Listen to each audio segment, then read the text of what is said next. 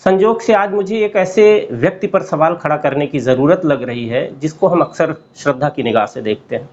इस देश की बहुत बड़ी आबादी, पूरा हिंदू समुदाय, हमारे प्रधानमंत्री जी भी उनकी बहुत इज्जत करते हैं, बहुत ही श्रद्धा की निगाह से देखते हैं। मेरे जैसे लोग भी उनको श्रद्धा की निगाह से ही देखते हैं, उनकी विद्वत्ता का सम्मान करते हैं। लेकिन कई बार ऐसा होता है कि ऐसे श्रद्धा के केंद्र अगर किसी गलत जानकारी की वजह से कोई गलत बयानी कर बैठते हैं, तो समाज में वो गलत बयानी सच की तरह स्वीकार कर ली जाती है और समय के साथ इतनी प्रचारित हो जाती है कि एक नए विवाद का केंद्र बन जाती है। तो इस नाते मुझे लगा कि ऐसा वक्त अगर आया है तो उस पर सवाल खड़ा करना चाहिए। भले ही व्यक्ति कितना ही सम्मानित क्यों न हो, लेकिन उसकी गलत बात पर सवाल करना चाहिए, अन्यथा गलत चीज़ें समाज के लिए बहुत ही नुकसानदायक होती हैं। असल में हुआ ये कि कुछ दिन पहले मेरे पास एक मित्र ने एक वीडियो भेजा और वीडियो भेजते हुए उसने सवाल किया कि अगर वीडियो की ये बात सही है तो ये अद्भुत है।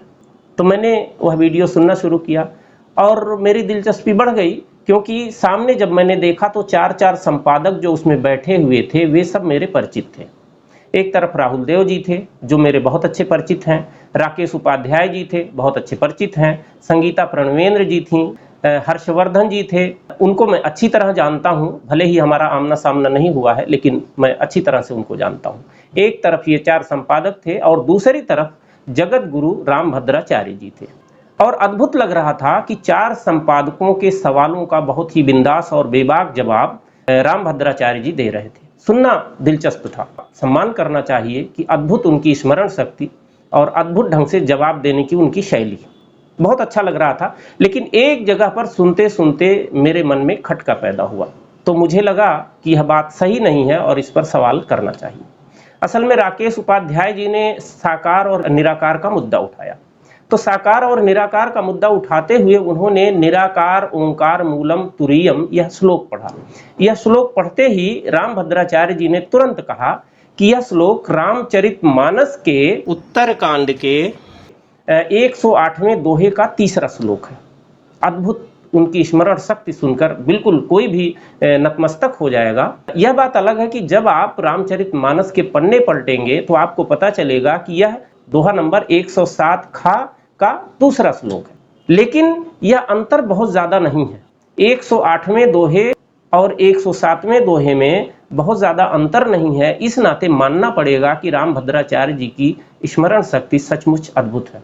तो खैर, इसके बाद उन्होंने निराकार का अर्थ समझाया। उन्होंने कहा कि निराकार का वह अर्थ नहीं है जैसा आप लोग समझते हैं।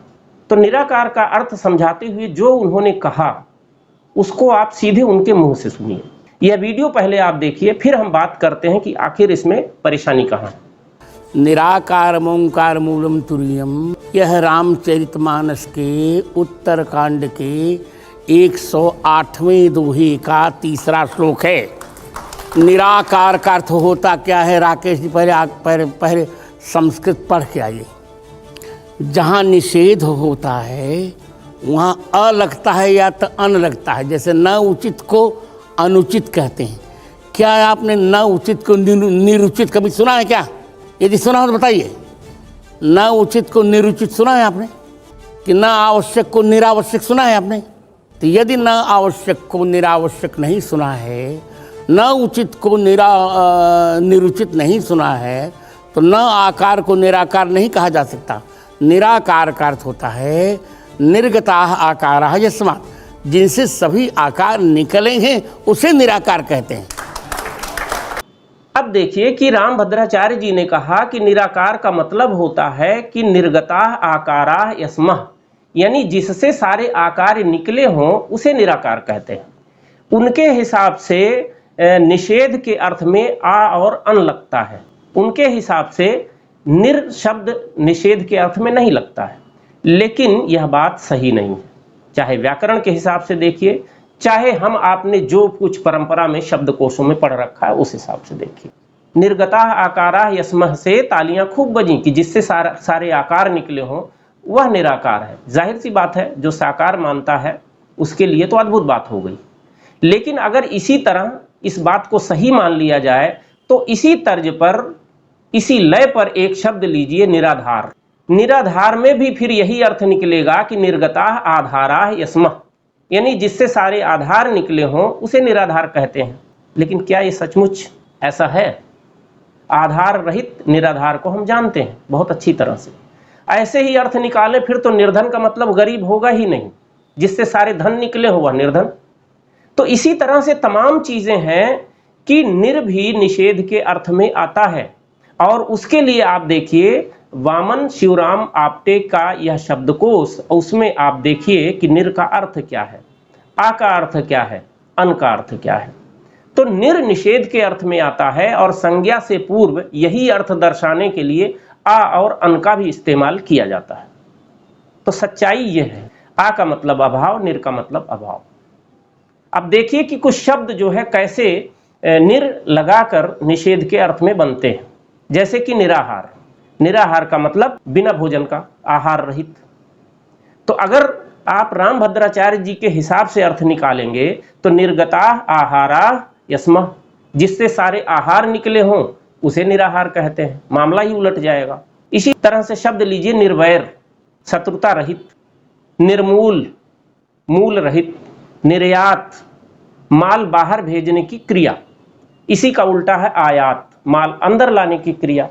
निर्गुण, जिसमें गुण न हो, निर्बंध, बंधन रहित, निर्जन, जहां कोई जन न हो, जहां कोई व्यक्ति न हो, निर्जन, निर से ही बना है, निर्भीक, भय रहित, निर्भ्रांत, जिसमें कोई भ्रांति ना हो, निर्विघ्न, जिसमें कोई विघ्न न हो, निर्बाध, बाधा रहित, प्रतिबंध रहित, निरंकार, निरंकार को ही हम निराकार कहते हैं एक दूसरी तरह से, निरंश, अंश नहीं यानी पूरा, संपूर्णता, जिसका अर्थ हो जाता है निरंक, जिसपे कोई अंक न लिखा हो, निरंक, बिना अंक का, निरंजन, जिसमें कोई अंजन न लगा हो, जिसमें कोई दोष न हो, जिसमें कोई कालिमा न हो, उसको हम निरंजन कहते हैं। निर्गुण ब्रह्म को इसी नाते निरंजन हम कहते हैं। निरंबर, वस्त्र रहित, इसी तरह से निरावरण, निर्मुक्त, निर्मात्रिक, जिसमें कोई स्वर की मात्रा न लगी हो, निरापद, आपदा रहित, निरपेक्ष, निरपवाद, निरक्षर, ये सारे शब्द हैं, निरपराध, निरंकुश। तो ये शब्दों की एक बड़ी संख्या आपको मिल जाएगी, शब्दकोशों में ही मिल जाएगी, कहीं से भी देखेंगे, जो निर उपसर्ग लगाकर निषेध का अर्थ देते हैं। लेकिन ये निर लगाकर निषेध के अलावा विधेयक अर्थ में भी शब्द बन सकता है। जैसे निर्धारण, अच्छी तरह से दृढ़ धारणा बनाना, आंकने की क्रिया को भी निर्धारण कहते हैं।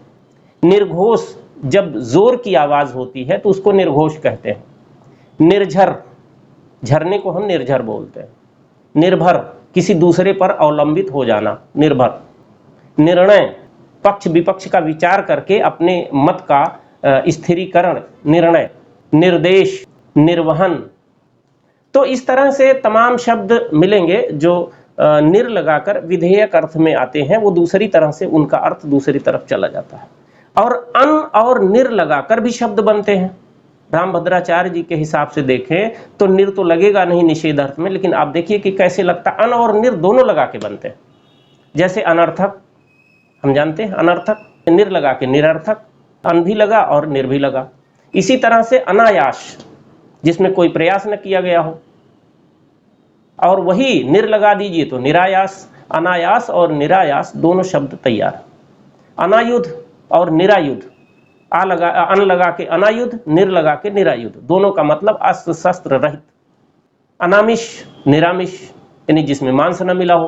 अनादर, निरादर, दोनों का अर्थ एक ही है, आदर रहित। अनादरित, अपमानित, निरादरित, उसका भी मतलब अपमानित। इसी तरह से अनाकार और निराकार। आकार में अन लगाकर अनाकार भी बनता है और निर लगाकर निराकार भी बनता है। इसी तरह से अनाकुल और निराकुल, जो घबराया हुआ न हो, जो आकुल न हो, अनाकुल, निराकुल। अनातप, निरातप, दोनों शब्द, यानी धूप रहित, जहां छाया हो, अनातप, निरातप। अनापद, निरापद, आपदा रहित। अनाधार, निराधार तो है ही। अनवकाश, निरवकाश, ये दोनों शब्द हैं, अवकाश का अभाव जहां हो। इसी तरह से और भी तमाम शब्द मिल जाएंगे, जैसे निरुद्ध है, निरसन है, निरंकुश है, निर्घात है, निर्ग्रंथ है, निर्विघ्न है, निर्दोष है, निर्धर्म है, या निर्भार है, निरपवाद है, निरपेक्ष है, या और सोचिए तो और भी शब्द निकलेंगे, निर्वात है, निरामय है, तो इसी तरह से निर्व्याधि है। तो ये शब्दों की बहुत लंबी चौड़ी सूची आपको मिल जाएगी जो आ से, अन से, निर से बनते हैं और निषेध का अर्थ देते हैं।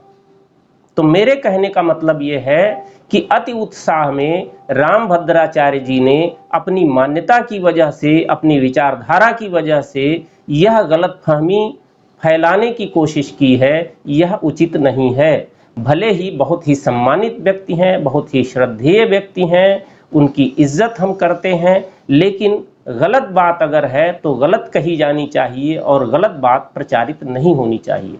हिंदू धर्म बहुत व्यापक है, हिंदू संस्कृति, सनातन संस्कृति बहुत व्यापक है। इसमें जिद नहीं चलती है। इसमें कोई साकार मान भी सकता है, कोई निराकार भी मान सकता है। इसमें जो है कोई आस्तिक भी हो सकता है, कोई नास्तिक भी हो सकता है। जैन, बौद्ध वगैरह भी हिंदू धर्म के ही अंग है, इससे बही नहीं है। तो हम अपनी मान्यता की वजह से अगर किसी चीज को, किसी शब्द को गलत अर्थ देने लगते हैं तो यह सही बात नहीं है, यह गलत ही है। तो मेरा मानना है कि हम सही की तरफ बढ़ें, सच्चाई को सामने ले आएं। इसी से हमारी सभ्यता, संस्कृति, आस्था सबका भला इसी से संभव है और देश का भी भला, समाज का भी भला इसी से संभव है।